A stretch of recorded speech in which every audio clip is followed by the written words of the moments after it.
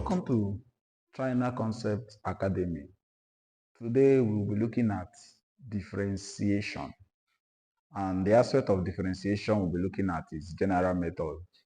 Many students used to find it difficult when it comes to differentiation. They always find it difficult to solve these things. Now, all you need to do is subscribe to my page, like and comment. You can actually recommend any topic that you're finding difficult in calculus. You can use my number that will be pasted on the screen. So having said that, we'll be looking at this method of differentiation, the general method. But before that, actually, let us look at what differentiation is all about. Wherever you hear the word differentiation, what does it mean? Differentiation means changes in one variable in respect to another. So many times people will be like, what does it mean? How can I solve this? I'll be breaking it down.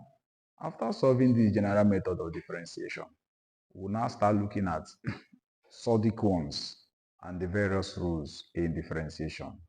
Like I said, just like, subscribe, and comment. You can actually recommend on any topic of your choice, and the video will be uploaded. Okay, now look at these questions. Look at these questions on general method. Differentiation is always, like I said, changes in one variable in respect to another. Y is depending on x. It must not always be x. There are situations where the examiner may use t or e, meaning y is now going to depend on maybe a t raised to power n. In this scenario, y is depending on t. Having explained that, let us numerically explain this concept. If I have y is equal to 3x, y is depending on x. If I have y is equal to 3t, we are looking at this scenario, a situation where y is depending on t. Having explained that, what do? All you do is you use the power, which is n, multiply the base or coefficient, then subtract 1 from the power. So if we want to explain this, let us use these 4 examples to explain this differentiation and what it is all about specifically. So when you have something like this, if I want to solve the first question, remember it is always in this form. Now when you have something like this, all we do, let's say question 1. Question 1 says y is equal to 2x raised to power 2. So if I want to solve this, that is number 1. I am solving this. If I am here, number 1 says y is equal to 2x raised to power 2. They say we should find the changes in y in respect to x. What do? We say changes in y in respect to changes in x is, we use the power, we multiply the base, we subtract 1 from the power. That is 2 times 2, x is equal to 2 minus 1. So this will give me 2 times 2 is 4, and I have x. Most students will be like, should I put 1 there? If you are like, it's still the same thing. Okay, now when you have something like this, the second question is polynomial. It involves maybe more than one variable. So when I have something like this, maybe number 2, solution to 2, remember this is solution to 1. The one is y is equal to 5x raised to power 2 plus 4x plus 3.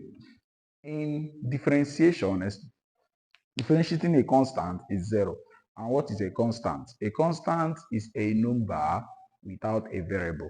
Look at this. The power of x here is 2. The power of x here is 1. But this does not have a variable. Meaning, a differentiation, it is called a constant, and it is 0. So when you have something like this, I will say dy over dx is equal to, the power is 2, coming here, so 2 times 5, x is 2 minus 1, plus there is 1 here. This is 1, So all I have to do is 1 times 4, x is equal to 1 minus 1. I want to differentiate this because this is a constant. And anything being a constant automatically is 0. So if you wish, but there's no point putting the 0 here. So this is going to give me 2 times 5 is 10 and 2 minus 1 is just 1. Plus 1 times 4 is 4, 4x raised to power 0. But in indices, anything that is raised to power 0 is 1. So, but x raised to power 0 is equal to 1. Automatically, this is just 1. So this is 10x plus 4. Because 4 times in that 1 gives us 4. Now, there are strange situations where the examiner would want you to differentiate 2 times. Meaning, if you look at this question 3, the examiner says we should differentiate twice. So the output of the first one becomes the input of the second one. What am I saying in essence? If I'm using this question to solve it, all I need to do is, so that question is, the examiner says this is number 3, do not forget. The examiner says 5x raised to power 3. So if I want to find the y1 over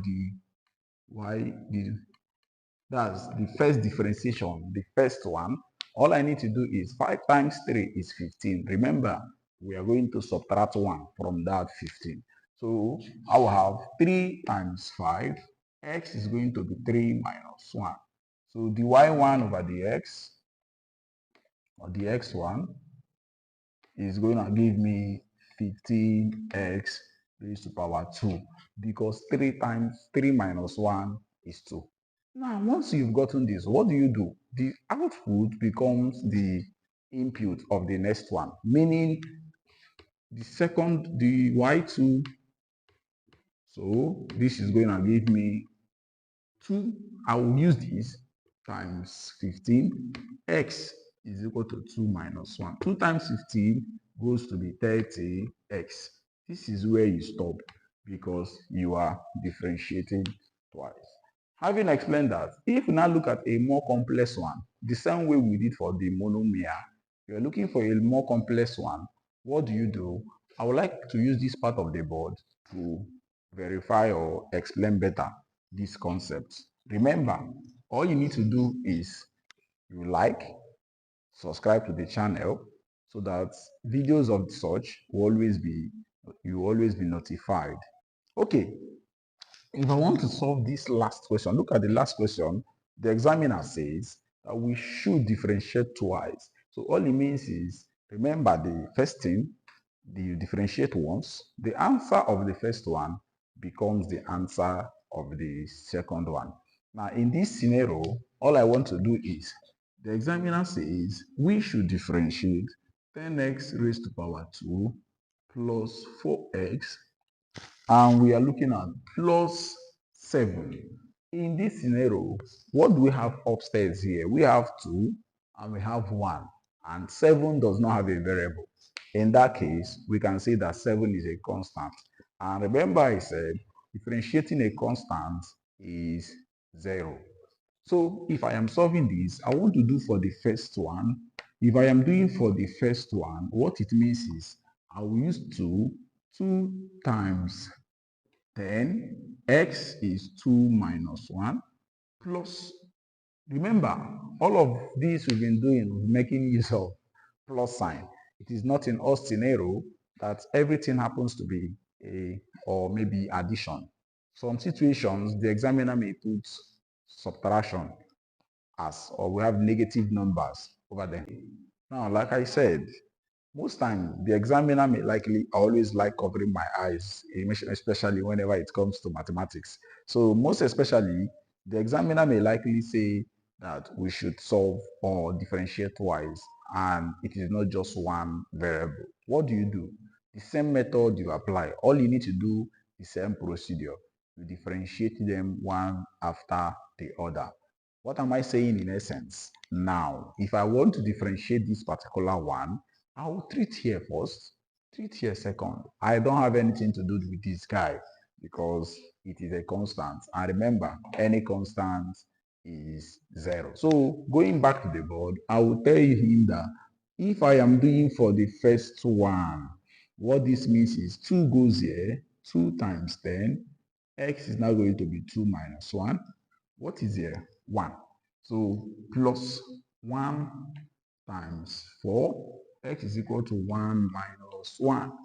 I don't have any points to do the particular one because it is 0. So most times students wish to put 0, but that is not a problem because even if it doesn't have any impact on the outcome, a time will come, we'll look at the applications of this, how it applies to revenue and cost. Okay, when we look at this, then this answer will give me 2 times 10 will be 20x plus 1 times 4 gives us 4. And remember, I have 4 raised to power 0. And I've always told you that in indices, anything that is raised to power 0 is automatically 1. So this answer will be this 220x plus 4. This is the output of the first one. Remember, the output of the first one becomes the input of the second one. Here, 4 now is now constant. So what do we do? If I am doing for the second one, all I have here is now going to be, there is 1 here. So 1 times 20, x 1 minus 1. I won't touch this particular one because it serves as a constant. It's a constant, it does not have x. So there's no changes there. All I do is my answer, 1 times 20 will give me 20. And remember, x is power 0. 1 minus 1 is 0. Anything that is raised to power 0, remember it is 1. So if the answer is 20, that is how differentiation. This is the basic principle of differentiation. Subsequently, we're looking at sodic ones, the ones that have fractions. We look at sodic ones. We look at various rules of differentiation and other or the applications. So all you need to do to make the video short and interesting, this is what general rule is. But maybe before I move to this fractions, I will do a question that has minus as the power. Thank you for watching. See you in my next video.